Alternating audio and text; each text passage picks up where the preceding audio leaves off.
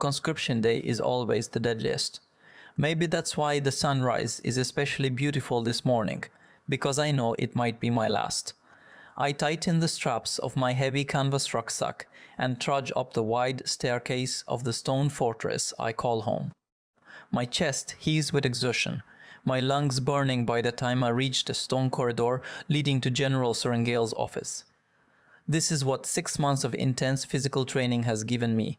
The ability to barely climb 6 flights of stairs with a 30-pound pack. I'm so fucked. The thousands of 20-year-olds waiting outside the gate to enter their chosen quadrant for service are the smartest and strongest in Navarre. Hundreds of them have been preparing for the Riders Quadrant, the chance to become one of the elite since birth. I've had exactly 6 months. The expressionless guards lining the wide hallway at the top of the landing avoid my eyes as I pass, but that's nothing new.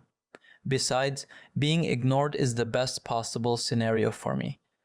Bagiath War College isn't known for being kind to, well, anyone, even those of us whose mothers are in command.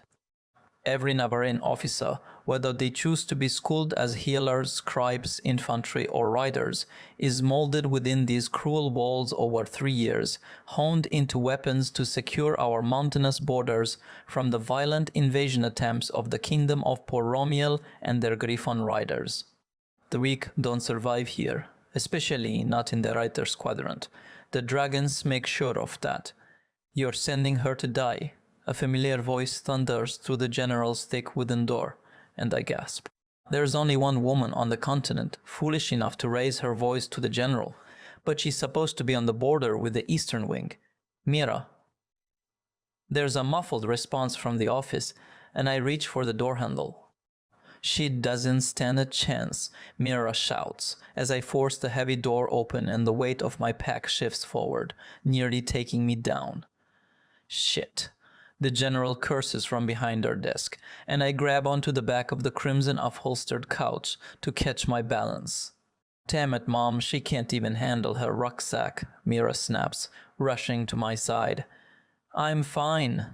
My cheeks heat with mortification, and I force myself upright. She's been back for 5 minutes and is already trying to save me. Because you need saving, you fool. I don't want this. I don't want any part of this Riders Quadrant shit. It's not like I have a death wish. I would have been better off failing the admission tests to Bagiath and going straight to the army with the majority of conscripts. But I can handle my rucksack, and I will handle myself. Oh, Violet.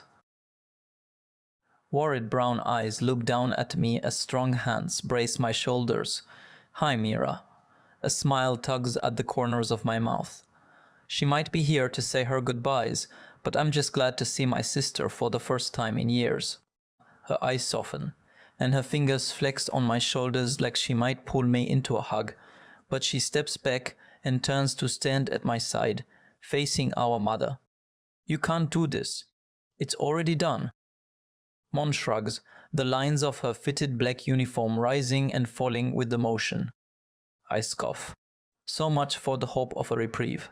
Not that I ever should have expected, or even hoped for, an ounce of mercy from a woman who's been made famous for her lack of it. Then undo it, Mira cedes. She's spent her whole life training to become a scribe. She wasn't raised to be a rider. Well, she certainly isn't you, is she, Lieutenant Sorrengail? Mom braces her hands on the immaculate surface of her desk and leans in slightly as she stands, looking us over with narrowed, appraising eyes that mirror the dragons carved into the furniture's massive legs. I don't need the prohibited power of mind reading to know exactly what she sees. At 26 years old, Mira's a younger version of our mother. She's tall, with strong, powerful muscles toned from years of sparring and hundreds of hours spent on the back of her dragon. Her skin practically glows with health, and her golden brown hair is sheared short for combat in the same style as Mom's. But more than looks, she carries the same arrogance, the unwavering conviction that she belongs in the sky. She's a rider through and through. She's everything I'm not, and a disapproving shake of Mom's head says she agrees. I'm too short, too frail. What curves I do have should be muscle. and my traitorous body makes me embarrassingly vulnerable. Mom walks toward us, her polished black boots gleaming in the mage lights that flicker from the sconces. She picks up the end of my long braid, scuffs at the section just above my shoulders, where the brown strands start to lose their warmth of color and slowly fade to a steely metallic silver by the ends, and then drops it. Pale skin, pale eyes, pale hair. Her gaze siphons every ounce of my confidence down to the marrow in my bones. It's like that fever stole all your coloring along with your strength. Grief flashes to her eyes and her brows furrow. I told him not to keep you in that library. It's not the first time I've heard her curse the sickness that nearly killed her while she was pregnant with me, or the library Dad made my second home once she'd been stationed here at Baz Gaith as an instructor and he as a scribe. I loved that library, I counter. It's been more than a year since his heart finally failed, and the archives are still the only place that feels like home in this giant fortress, the only place where I still feel my father's presence.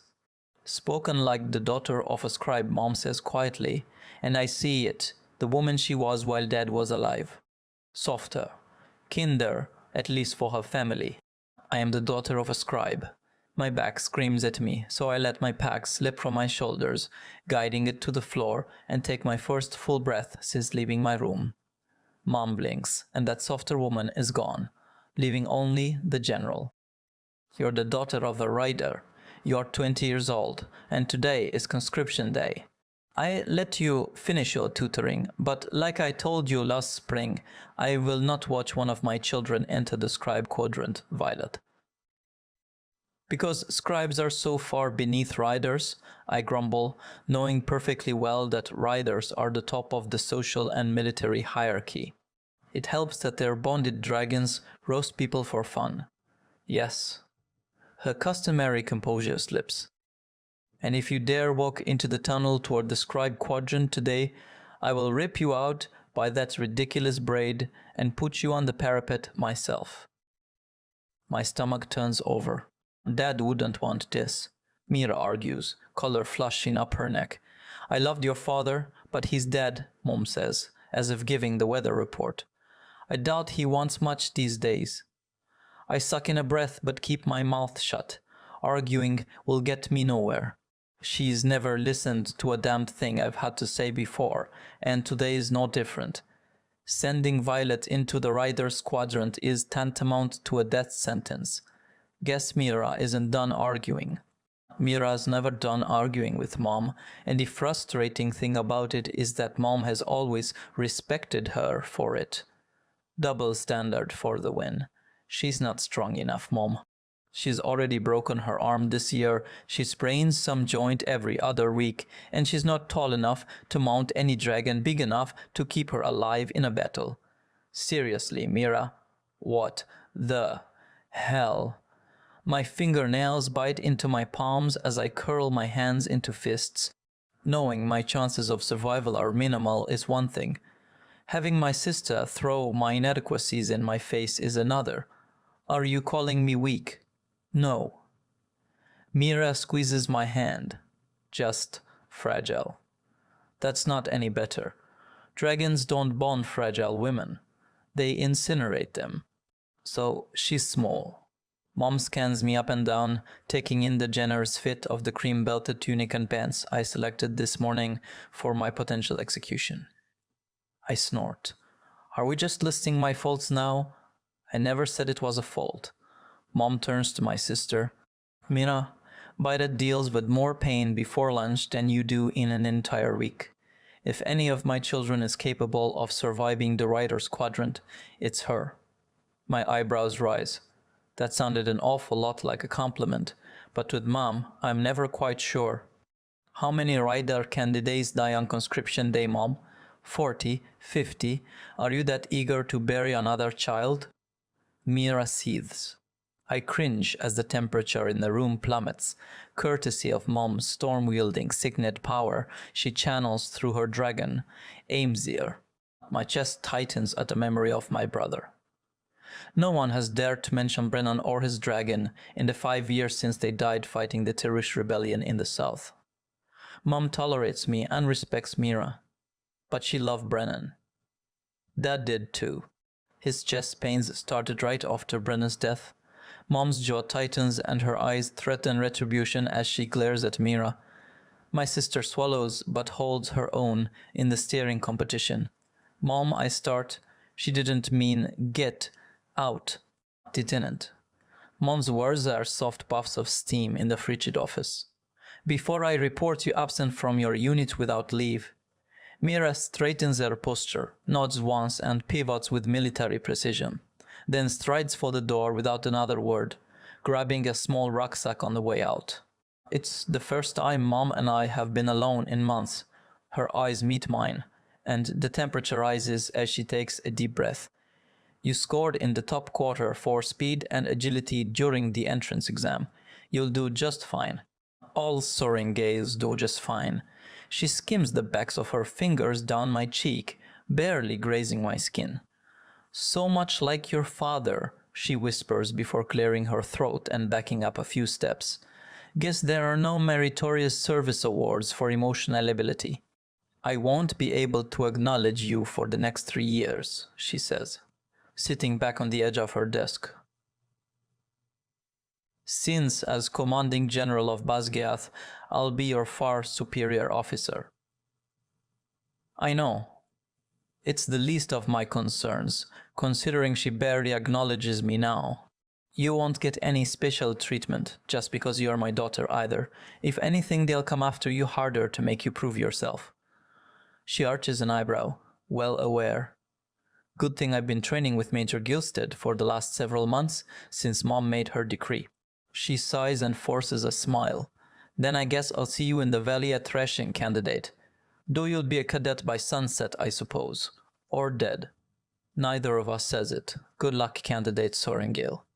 She moves back behind her desk, effectively dismissing me. Thank you, General. I heft my pack onto my shoulders and walk out of her office. A guard closes the door behind me. She's batshit crazy, Mira says from the center of the hallway, right between where 2 guards are positioned. They'll tell her you said that. Like they don't already know. She grinds out through clenched teeth. Let's go. We only have an hour before all candidates have to report, and I saw thousands waiting outside the gates when I flew over. She starts walking, leading me down the stone staircase and through the hallways to my room. Well, it was my room. In the 30 minutes I've been gone, all my personal items have been packed into crates that now sit stacked in the corner. My stomach sinks to the hardwood floor. She had my entire life boxed.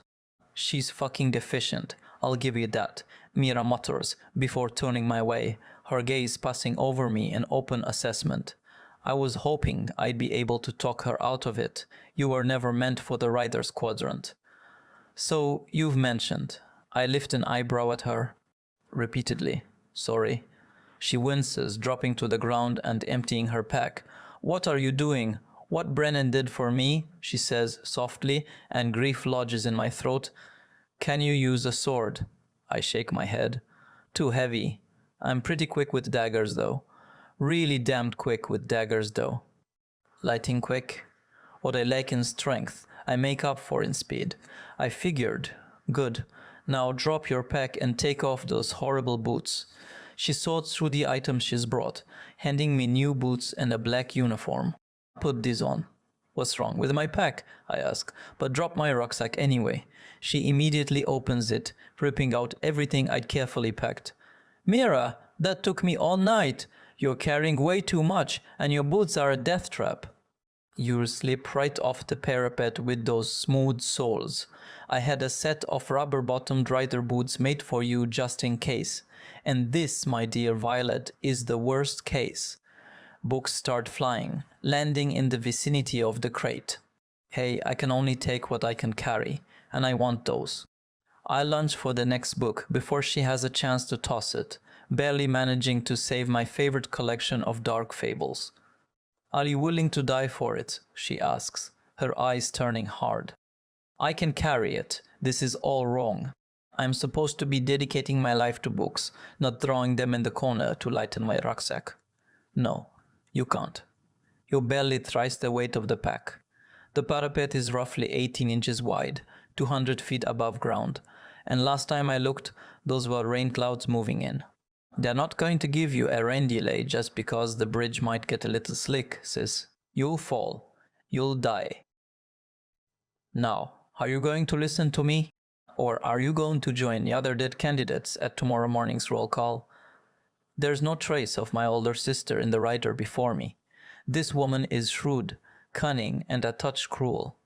This is the woman who survived all 3 years with only one scar, the one her own dragon gave her during threshing. Because that's all you'll be, another tombstone, another name scorched in stone. Ditch the books. Dad gave this one to me, I murmur, pressing the book against my chest. Maybe it's childish, just a collection of stories that warn us against the lure of magic and even demonized dragons, but it's all I have left, she sighs. Is it that old book of folklore about dark-wielding vermin and their wyvern? Haven't you read it 1,000 times already? Probably more, I admit. And they're venom, not vermin.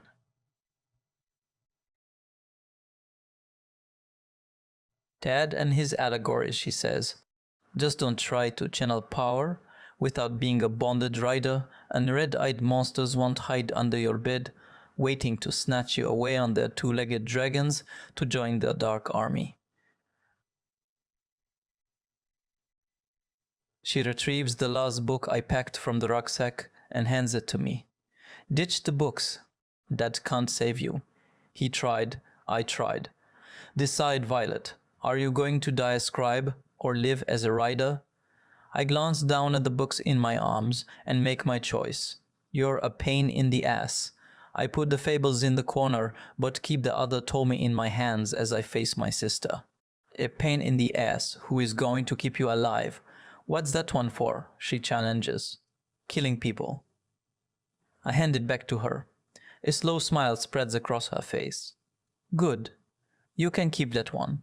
Now, get changed while I sort out the rest of this mess. The bell rings high above us. We have 45 minutes. I dress quickly, but everything feels like it belongs to someone else, though it's obviously tailored to my size. My tunic is replaced by a tight-fitting black shirt that covers my arms, and my breezy pants are exchanged for leather ones that hug every curve. Then she laces me into a vest-style corset over the shirt. Keeps it from rubbing, she explains, like the gear riders wear into battle. Have to admit, the clothes are pretty badass, even if I feel like an imposter. Gods, this is really happening. Exactly, because that's what you're doing. Going to battle. The combination of leather and a fabric I don't recognize covers me from collarbone to just below my waist, wrapping over my breasts and crossing up and over my shoulders. I finger the hidden sheaths sewn diagonally along the rib cage. For your daggers. I only have 4. I grab them from the pile on the floor. You'll earn more. I slide my weapons into the sheaths, as though my ribs themselves have become weapons. The design is ingenious. Between my ribs and the sheaths at my thighs, the blades are easily accessible. I barely recognize myself in the mirror. I look like a rider. I still feel like a scribe. Minutes later, half of what I packed is piled onto the crates. She's repacked my rucksack, discarding anything deemed unnecessary and almost everything sentimental, while word-vomiting advice about how to survive in the quadrant. Then she surprises me by doing the most sentimental thing ever, telling me to sit between her knees so she can braid my hair into a crown. It's like I'm a kid again, instead of a full-grown woman, but I do it. What is this? I test the material just above my heart, scratching it with my fingernail.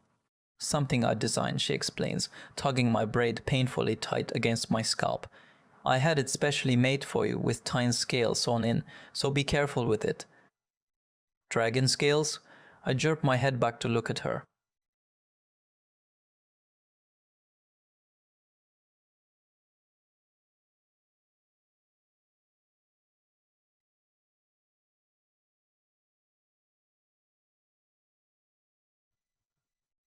Tine is huge.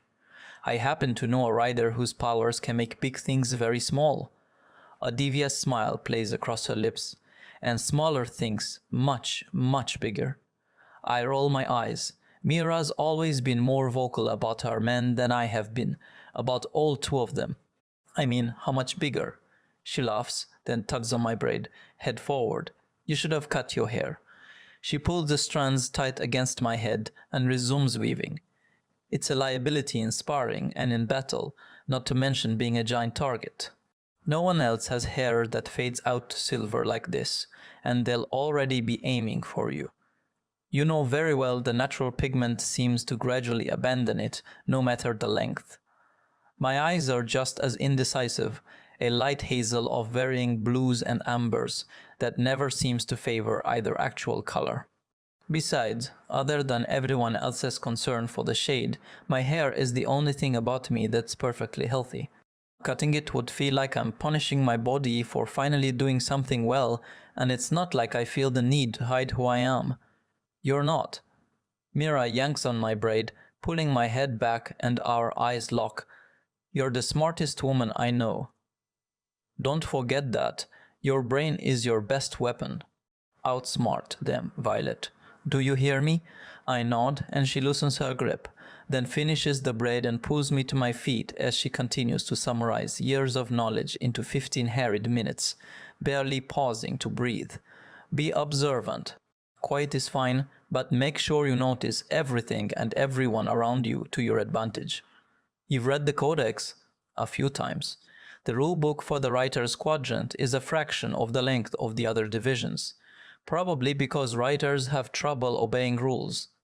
Good. Then you know that the other riders can kill you at any time, and the cutthroat cadets will try.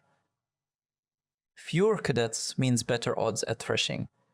There are never enough dragons willing to bond, and anyone reckless enough to get themselves killed isn't worthy of a dragon anyway. Except when sleeping. It's an executable offense to attack any cadet while sleeping. Article 3, yes, but that doesn't mean you're safe at night. Sleep in this if you can. She taps the stomach of my corset. Rider black is supposed to be earned. You saw I shouldn't wear my tunic today? I skim my hands over the leather. The wind up on the parapet will catch any spare cloth like a sail. She hands me my now much lighter pack. The tighter your clothes, the better off you are up there, and in the ring once you start sparring.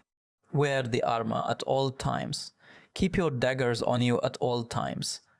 She points to the sheaths down her thighs. Someone's going to say I didn't earn them. You're a Sorrengail, she responds, as if that's answer enough. Fuck what they say. And you don't think the dragon scales are cheating? There's no such thing as cheating once you climb the turret. There's only survival and death. The bell chimes only 30 minutes left. She swallows. It's almost time. Ready? No, neither was I. A wry smile lifts a corner of her mouth, and I'd spent my life training for it. I'm not going to die today. I sling my pack over my shoulders and breathe a little easier than this morning. It's infinitely more manageable. The halls of the central administrative part of the fortress are eerily quiet as we wind our way down through various staircases, but the noise from outside grows louder the lower we descend. Through the windows I see thousands of candidates hugging their loved ones and saying their goodbyes on the grassy fields just beneath the main gate. From what I witnessed every year, most families hold on to their candidates right up to the very last bell. The 4 roads leading to the fortress are clogged with horses and wagons, especially where they converge in front of the college. But it's the empty ones at the edge of the fields that make me nauseous. They're for the bodies. Right before we round the last corner that will lead to the courtyard, Mira stops. What is oof? She yanks me against her chest, hugging me tight in the relative privacy of the corridor. I love you, Violet. Remember everything I've told you. Don't become another name on the death roll. Her voice shakes and I wrap my arms around her, squeezing tight. I'll be all right, I promise. She nods, her chin bumping against the top of my head. I know. Let's go. That's all she says before pulling away and walking into the crowded courtyard just inside the main gate to the fortress. Instructors, commanders, and even our mother are gathered informally, waiting for the madness outside the walls to become the order within. Out of all the doors in the War College, the main gate is the only one no cadet will enter today, since each quadrant has its own entrance and facilities. Hell, the Riders have their own citadel. Pretentious, egotistical fucks. I follow Mira, catching her with a few quick strides. Find Dean Atos, Mira tells me as we cross through the courtyard, heading for the open gate. Dane. I can't help but smile at the thought of seeing Dane again, and my heart rate jumps. It's been a year, and I've missed his soft brown eyes, and the way he laughs, the way every part of his body joins in. I've missed our friendship, and the moments I thought it might turn into more under the right circumstances. I've missed the way he looks at me, like I'm someone worth noticing. I've just missed him. I've only been out of the quadrant for 3 years, but from what I hear, he's doing well, and he'll keep you safe. Don't smile like that, Mira chides. He'll be a second year. She shakes her finger at me. Don't mess around with second years. If you want to get laid, and you should. She lifts her brows often, considering you never know what the day brings, then screw around in your own year. Nothing is worse than cadets gossiping that you've slept your way to safety. So I'm free to take any of the first years I want to bed, I say with a little grin. Just not the second or third years. Exactly. She winks. We cross through the gates, leaving the fortress and join the organized chaos beyond. Each of Navarre's 6 provinces has sent this year's share of candidates for military service. Some are sentenced as punishment. Most are conscripted. The only thing we have in common here at Bazyath is that we passed the entrance exam. Both written and an agility test, I still cannot believe I passed.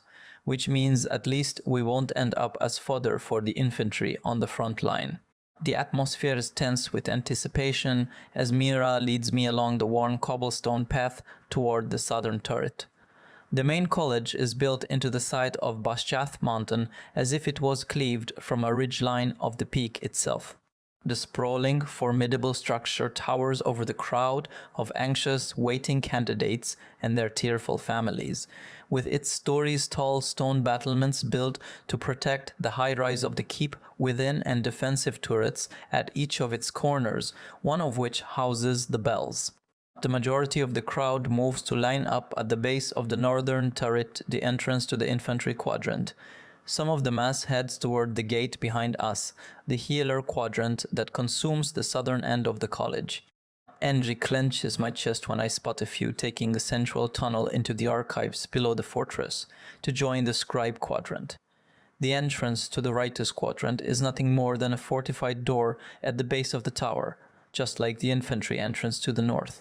But while the infantry candidates can walk straight into their ground-level quadrant, we rider candidates would climb. Mira and I join the riders' line, waiting to sign in, and I make the mistake of glancing up. High above us, crossing the river-bottomed valley that divides the main college from the even higher, looming citadel of the Riders Quadrant on the southern ridgeline, is the parapet, the stone bridge that's about to separate rider candidates from the cadets over the next few hours. I can't believe I'm about to cross that thing, and to think I've been preparing for the scribe's written exam all these years. My voice drips with sarcasm. I should have been playing on a balance beam. Mira ignores me as the line moves forward and candidates disappear through the door. Don't let the wind sway your steps. 2 candidates ahead of us. A woman sobs as her partner rips her away from a young man, the couple breaking from the line, retreating in tears down the hillside toward the crowd of loved ones lining the roads. There are no other parents ahead of us, only a few dozen candidates moving toward the row keepers. Keep your eyes on the stones ahead of you and don't look down, Mira says, the lines of her face tightening. Arms out for balance. If the pack slips, drop it. Better it falls than you. I look behind us, where it seems hundreds have filed in within the span of minutes. Maybe I should let them go first. I whisper, as panic fists my heart. What the hell am I doing? No, Mira answers. The longer you wait on those steps, she motions toward the tower, the greater your fear has a chance to grow. Cross the parapet before the terror owns you. The line moves and the bell chimes again. It's 8 o'clock. Sure enough, the crowd of thousands behind us has separated fully into their chosen quadrants, all lined up to sign the roll and begin their service. Focus, Mira snaps, and I whip my head forward. This might sound harsh, but don't seek friendships in there, Violet. Forge alliances. There are only two ahead of us now, a woman with a full pack, whose high cheekbones and oval face remind me of renderings of Amari, the queen of the gods. Her dark brown hair is worn in several rows of short braids that just touch the equally dark skin of her neck. The second is the muscular blonde man with the woman crying over him. He is carrying an even bigger rucksack. I look around the pair toward the roll-keeping desk, and my eyes widen. Is he? I whisper. Mira glances and mutters a curse. A separatist's kid? Yep. See that shimmering mark that starts on the top of his wrist? It's a relic from the rebellion. I lift my eyebrows in surprise. The only relics I've ever heard of are when a dragon uses magic to mark the skin of their bonded rider. But those relics are a symbol of honor and power, and generally in the shape of the dragon who gifted them. These marks are swirls and slashes that feel more like a warning than a claiming. A dragon did that? I whisper. She nods. Mom says General Milgran's dragon did it to all of them when he executed their parents, but she wasn't exactly open to further discussion on the topic. Nothing like punishing the kids to deter more parents from committing treason. It seems cruel, but the first rule of living at Basgiath is never question a dragon. They tend to cremate anyone they find rude. Most of the marked kids who carry rebellion relics are from Tarandor, of course, but there are a few whose parents turned traitor from the other provinces. The blood drains from her face, and she grips the straps of my pack, turning me to face her. I just remembered. Her voice drops, and I lean in, my heart jumping at the urgency in her tone. Stay the hell away from Xaden Riorson. The air rushes from my lungs. That name, that's Xaden Riorson, she confirms, fear lacing her gaze. He's a third year, and he will kill you the second he finds out who you are. His father was the great betrayer. He led the rebellion, I say quietly. What is Xaden doing here? All the children of the leaders were conscripted as punishment for their parents' crimes. Mira whispers as we shuffle sideways, moving with the line. Mom told me they never expected Riorson to make it past the parapet. Then they figured a cadet would kill him. But once his dragon chose him, she shakes her head. Well, there's nothing much that can be done then. He's risen to the rank of wingleader. That's bullshit, I seethe. He's sworn allegiance to Navarre, but I don't think that will stop him where you're concerned. Once you get across the parapet, because you will make it across Findane, he'll put you in his squad, and we'll just hope it's far from Riorson. She grips my straps tighter. Stay. Away. From. Him. Noted, I nod. Next, a voice calls from behind the wooden table that bears the rolls of the Riders Quadrant. The marked rider I don't know is seated next to a scribe I do, and Captain Fitzgibbons's silver eyebrows rise over his weathered face. Violet Sorrengail. I nod, picking up the quill and signing my name on the next empty line on the roll. But I thought you were meant for the Scribe Quadrant, Captain Fitzgibbons says softly. I envy his cream-colored tunic, unable to find the words. General Sorrengail chose otherwise, Mira supplies. Sadness fills the older man's eyes. Pity. You had so much promise. By the gods, the rider next to Captain Fitzgibbons says, You're Mira Sorrengail.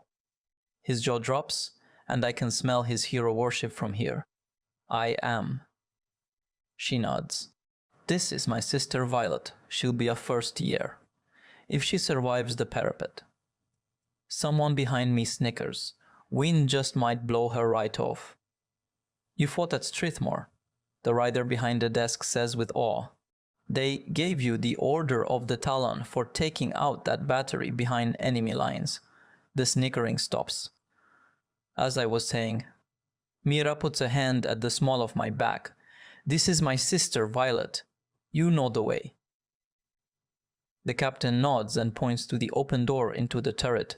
It looks ominously dark in there, and I fight the urge to run like hell. I know the way, she assures him, leading me past the table so the snickering asshole behind me can sign the roll. We pause at the doorway and turn toward each other. Don't die, Violet. I'd hate to be an only child. She grins and walks away, sauntering past the line of gawking candidates as word spreads of exactly who she is and what she's done. Tough to live up to that, the woman ahead of me says from just inside the tower. It is, I agree, gripping the straps of my rucksack and heading into the darkness. My eyes adjust quickly to the dim light coming in through the equidistant windows along the curved staircase. Sorrengail as in, the woman asks, looking over her shoulder, as we begin to climb the hundreds of stairs that lead to our possible deaths. Yep. There's no railing, so I keep my hand on the stone wall as we rise higher and higher. The general, the blonde guy ahead of us, asks. The same one, I answer, offering him a quick smile. Anyone whose mother holds on that tight can't be that bad, right? Wow, nice leathers too. He smiles back. Thanks. The courtesy of my sister. I wonder how many candidates have fallen off the edge of the steps and died before they even reach the parapet, the woman says, glancing down the center of the staircase as we climb higher. 2 last year. I tilt my head when she glances back. Well, 3 if you count the girl one of the guys landed on. The woman's brown eyes flare, but she turns back around and keeps climbing. How many steps are there? She asks.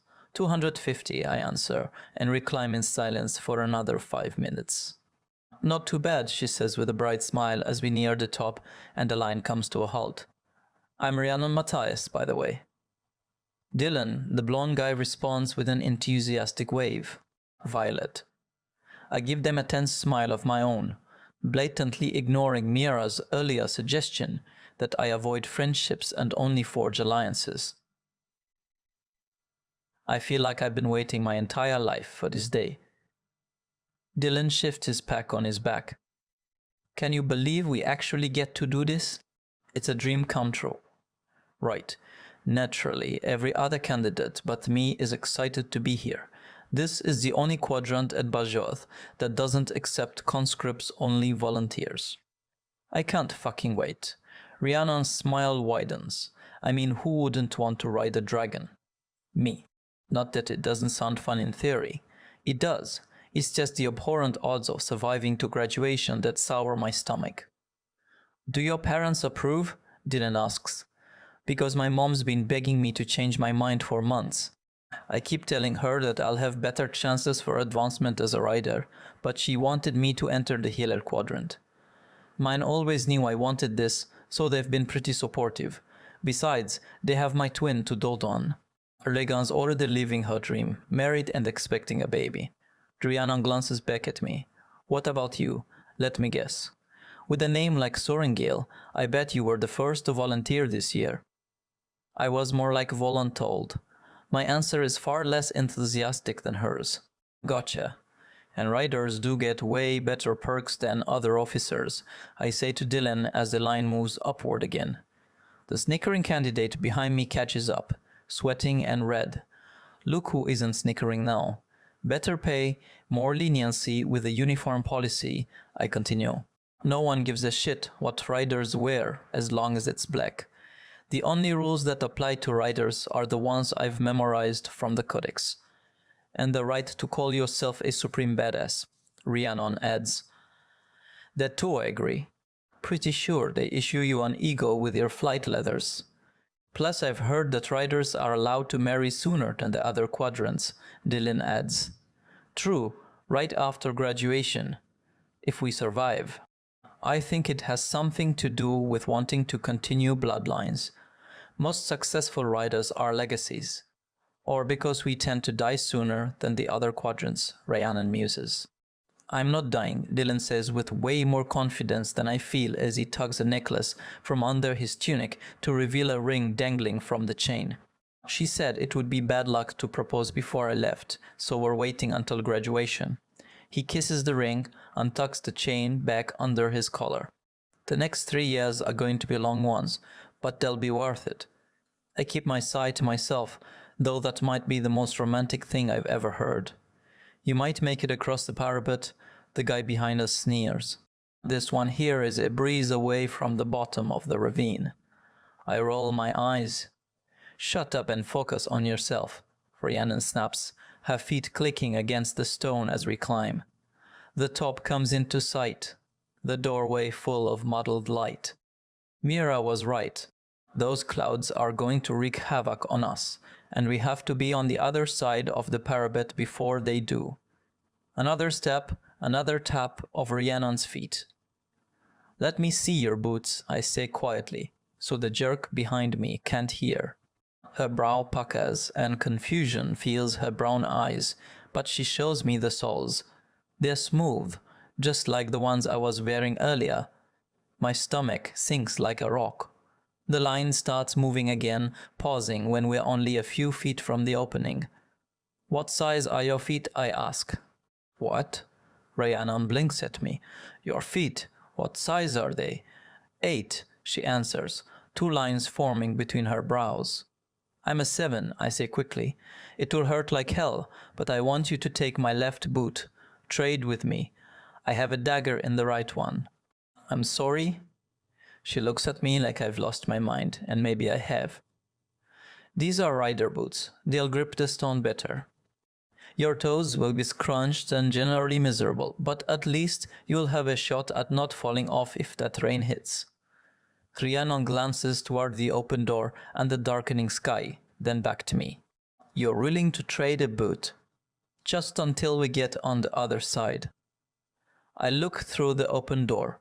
3 candidates are already walking across the parapet, their arms stretched out wide. But we have to be quick. It's almost our turn. Rhiannon purses her lips in debate for a second, then agrees, and we swap left boots. I barely finish lacing up before the line moves again, and the guy behind me shoves my lower back, sending me staggering onto the platform and into the open air. Let's go. Some of us have things to do on the other side. His voice grates on my last freaking nerve. You are not worth the effort right now, I mutter, gaining my balance as the wind whips at my skin, the midsummer morning thick with humidity. Good call on the braid, Mira. The top of the turret is bare. The crenellations of stone rising and falling along the circular structure at the height of my chest and doing nothing to obscure the view. The ravine and its river below suddenly feel very, very far. How many wagons do they have waiting down there? 5? 6? I know the stats. The parapet claims roughly 15% of the writer candidates. Every trial in the quadrant, including this one, is designed to test a cadet's ability to ride. If someone can't manage to walk the windy length of the slim stone bridge, then they sure as hell can't keep their balance and fight on the back of a dragon. And as for the death rate, I guess every other rider thinks the risk is worth the glory, or has the arrogance to think they won't fall. I'm not in either camp. Nausea has me holding my stomach, and I breathe in through my nose and out through my mouth as I walk the edge behind Rhiannon and Dylan, my fingers skimming the stonework as we wind our way toward the parapet. 3 riders wait at the entrance, which is nothing more than a gaping hole in the wall of the turret. One with ripped-off sleeves records names as candidates step out onto the treacherous crossing. Another, who's shaved all his hair with the exception of a strip down the top center, instructs Dylan as he moves into position, patting his chest like the ring hidden there will bring him luck. I hope it does. The third turns in my direction and my heart simply stops. He's tall with wind-blown black hair and dark brows. The line of his jaw is strong and covered by warm tawny skin and dark stubble, and when he folds his arms across his torso, the muscles in his chest and arms ripple, moving in a way that makes me swallow.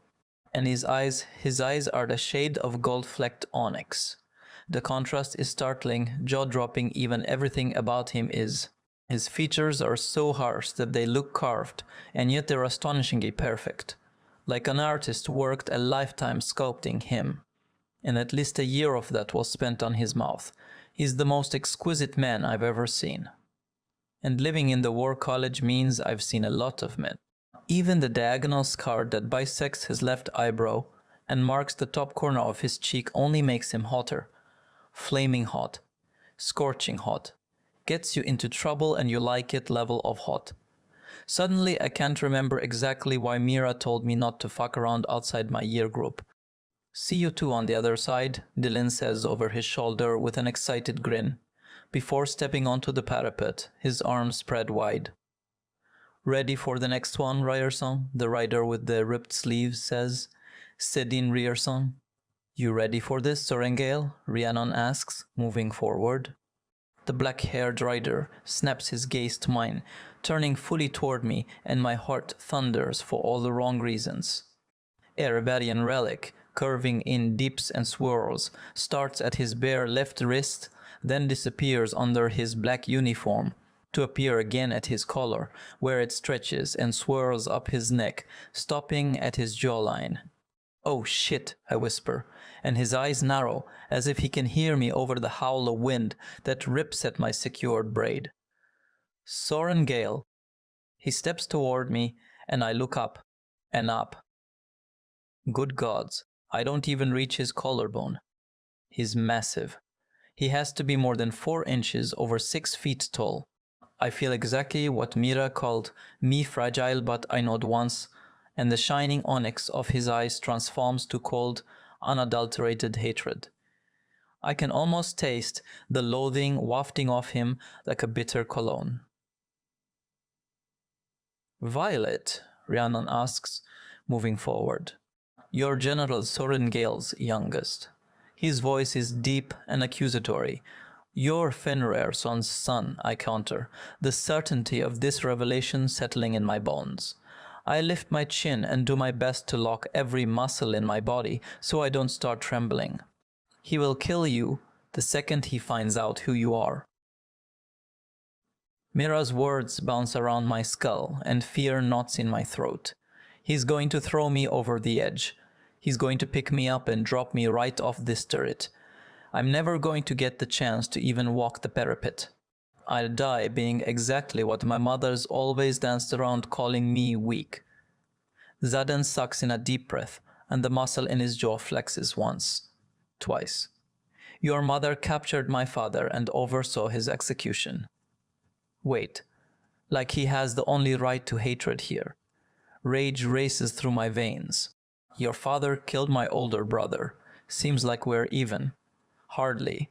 His glaring gaze strokes over me like he's memorizing every detail or looking for any weakness. "Your sister is a rider." Guess that explains the leathers. Guess so. I hold his glare as if winning this staring competition will gain me entrance to the quadrant instead of crossing the parapet behind him. Either way, I'm getting across. Mira isn't going to lose both her siblings. His hands clench into fists and he tenses. I prepare for the strike. He might throw me off this tower, but I won't make it easy for him. "You alright?" Rhiannon asks, her gaze jumping between Xaden and me. He glances at her. "Your friends?" "We met on the stairs," she says, squaring her shoulders. He looks down, noting our mismatched shoes, and arches a brow.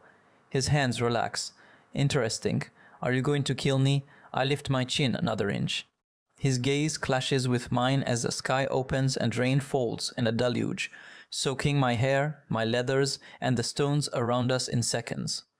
A scream rends the air, and Rhiannon and I both jerk our attention to the parapet just in time to see Dylan slip. I gasp, my heart jolting into my throat. He catches himself, hooking his arms over the stone bridge as his feet kick beneath him, scrambling for a purchase that isn't there. "Pull yourself up, Dylan," Rhiannon shouts. Oh gods, my hand flies to cover my mouth, but he loses his grip on the water-slick stone and falls, disappearing from view. The wind and rain steal any sound his body might make in the valley below. They steal the sound of my muffled cry too. Xaden never takes his eyes from me, watching silently with a look I can't interpret as I bring my horrified gaze back to his. Why would I waste my energy killing you when the parapet will do it for me? A wicked smile curves his lips.